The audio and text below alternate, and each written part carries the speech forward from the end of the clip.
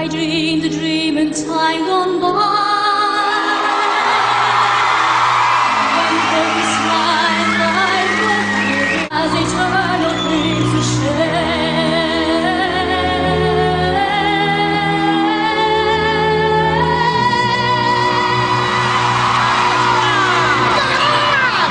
Still I dream it come to me. And we will live our lives together.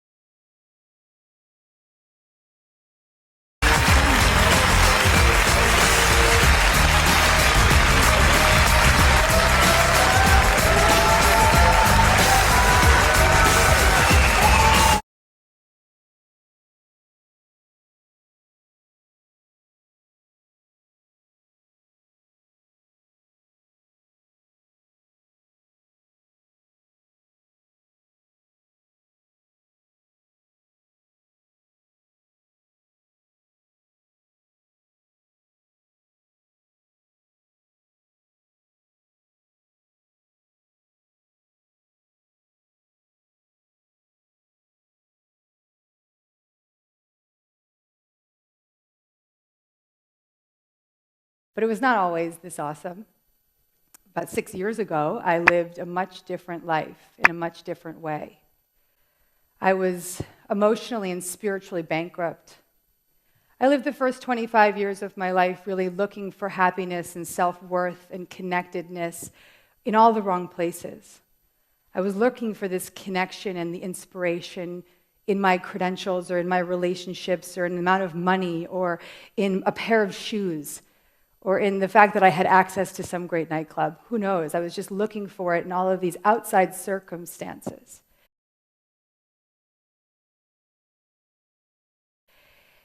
It got to a point when I was 21, I opened my first business, and I really felt as though I have arrived because now I have a credential that says I am doing something great in the world. But meanwhile, I just felt completely emotionally bankrupt. And so I continued on for about 5 years living in this way of running this business and living this fast-paced New York City lifestyle and having all of the necessary trappings of what it took to be a happy person, a person who had a lot going on. But in the midst of that, I was anesthetizing all of these deep-rooted fears and deep-rooted anxieties and terrible, terrible thoughts. Thoughts of inadequacy, thoughts of I'm not good enough unless I have a romantic partner, thoughts of I'm not good enough if I don't get that new client or I have that amount of money.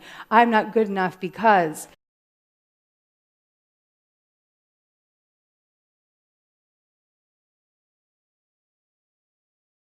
I had a terrible case of the when I haves. When I have that new client, I'll be happy. When I have that new pair of shoes, I'll be happy. When I have that new relationship, I'll be happy. And when my when I haves became I haves, I was still unhappy. And then by the time I was 25, I was really trying to anesthetize all this discomfort with all of these different kinds of things, such as food and alcohol and romance and sex and money and, worst of all, drugs. By the time I was 25, I picked up a very, very bad cocaine addiction. And I was physically drained, emotionally deteriorating, and spiritually dead.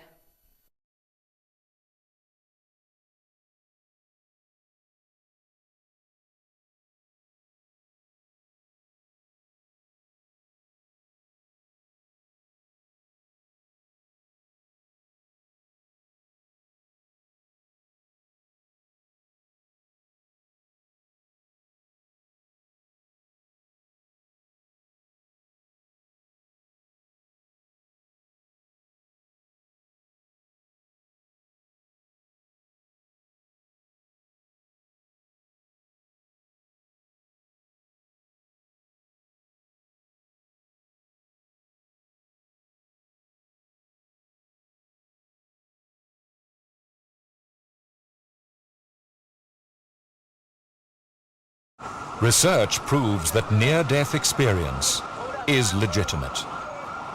Nearly 12 to 15 million Americans have had NDE experiences.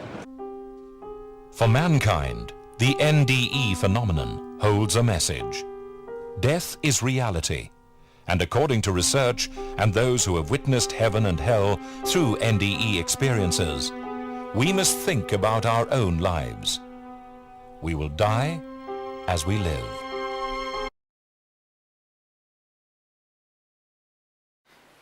And I'm going faster and faster. And I can't understand what's going on. And I begin to hear voices all around in the smoke. And the voices are crying. The voices are screaming. And there's all kinds of groaning. And then it's like I'm coming out of this smoke, like I'm coming out of a tunnel. And I'm looking down into what appeared to be the open mouth of a volcanic crater. And then, as I'm going down into this, I begin to look into the flames. And I begin to see people in liquid fire. But they're not burning up. They're just burning. And like a close-up lens on a camera, some of those faces loomed up in front of me. Their faces are screaming, contorted, and they're calling my name. Ronnie, Ronnie, don't come here. There's no escape. Well, I'm lying there having no idea what to do next, and I see appear before me a clear vision of my mother. She looked straight up into my eyes.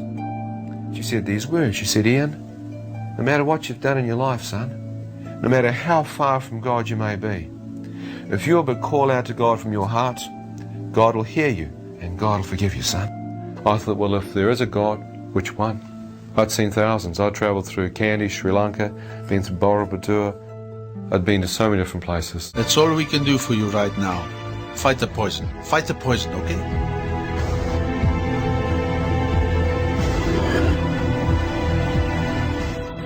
And I could feel myself going.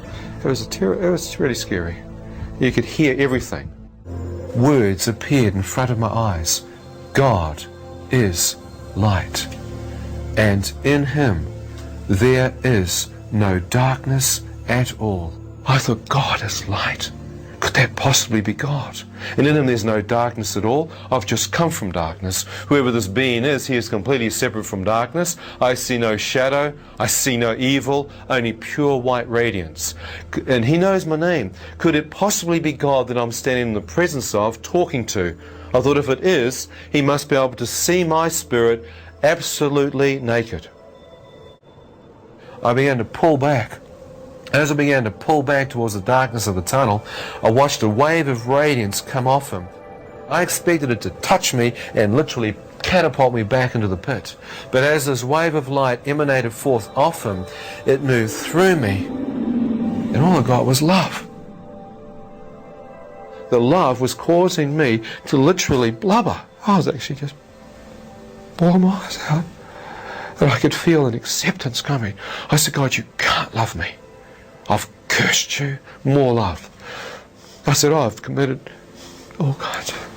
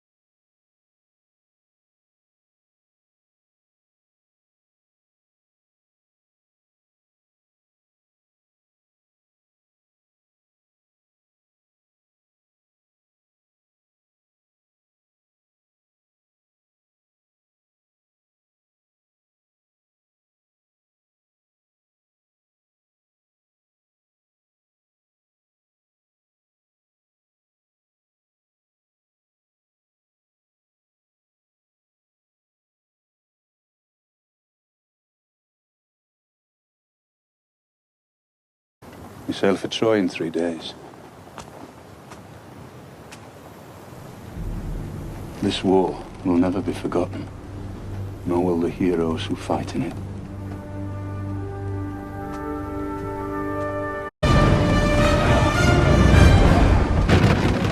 Do you know what's there? Waiting, beyond that beach. Immortality! Take it! It's yours!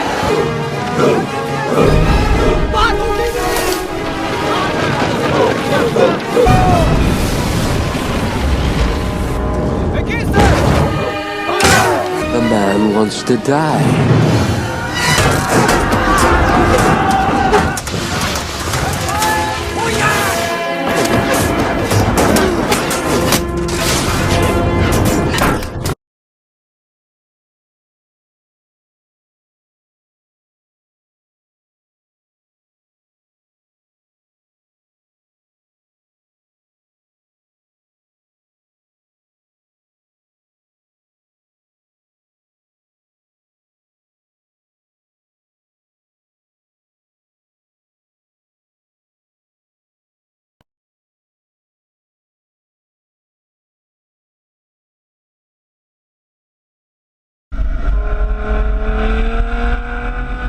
I am at the wheel of an F12 Berlinetta. I didn't think I'd be saying that.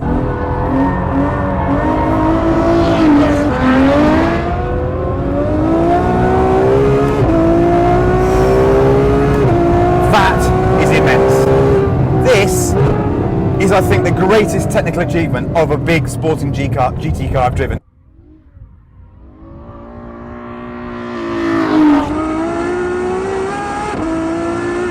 I'm just utterly blown away.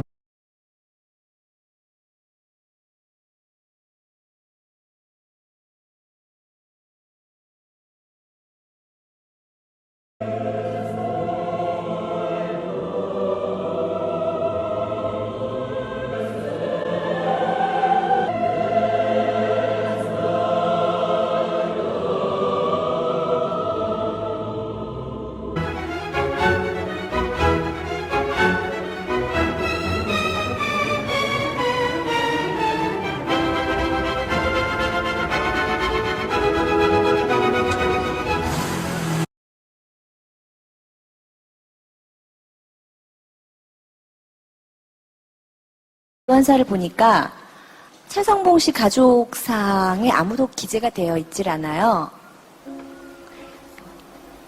제가 3살 때 고아원에 이렇게 맡겨졌는데요. 5살 때 고아원에서 구타를 맞아가지고 도망쳐 나왔어요. 그러고서는 그럼 어떻게 사셨습니까? 고아원에서 나오셨으면? 5살 때부터 그냥 껌 같은 거 팔면서 바카스나 이런 거 팔면서 그냥 뭐 그렇게 생활을 했고요. 10년 정도. 누군가와 같이 생활을 했나요? 아니요, 혼자. 혼자 5살 때부터? 네. 거의 한 10년 동안 그렇게 살았어요. 자는 곳은 그냥 계단이나 이렇게 화장실, 공동 화장실이나 이런 데서 10년 동안 거기서 이렇게 뭐 하루살이처럼. 평소에 노래를 즐겨 부르셨나요? 그냥 즐겨 부른다기보다는 하루살이처럼 계속 살았다가 처음으로 좋아했던 게 음악이어서 많이 부르진 못해도 되게 좋게 봐요. 아니, 좋아해요. 네. 노래 들어볼게요.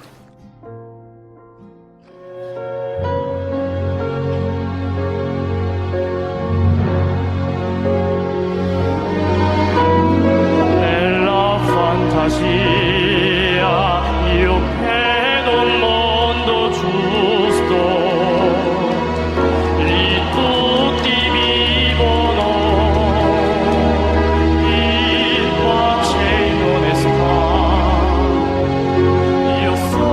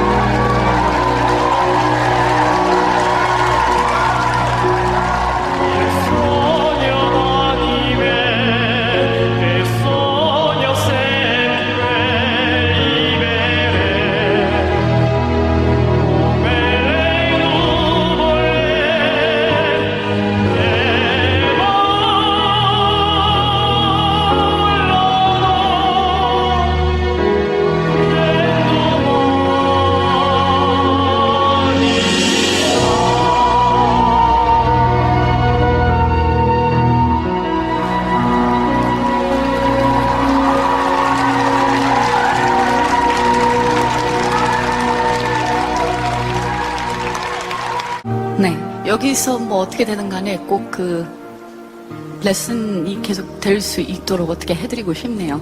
네, 잘 들었습니다.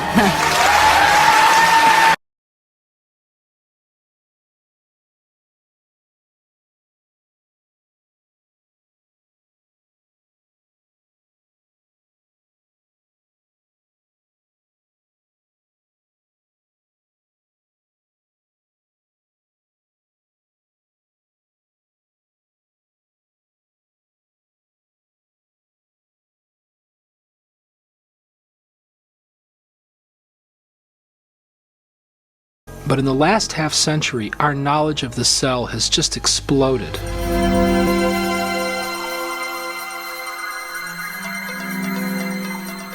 Today, powerful technologies reveal elaborate microscopic worlds. Worlds so small that a thimbleful of cultured liquid can contain more than 4 billion single-cell bacteria, each packed with circuits, assembly instructions, and miniature machines, the complexity of which Charles Darwin could never have imagined. At the very basis of life, where molecules and cells run the show, we've discovered machines, literally molecular machines. There are little molecular trucks that carry supplies from one end of the cell to the other. There are machines which capture the energy from sunlight and turn it into usable energy.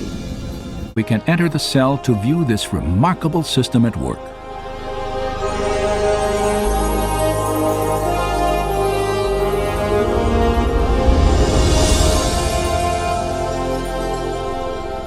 After entering the heart of the cell, we see the tightly wound strands of DNA, storehouses for the instructions necessary to build every protein in an organism.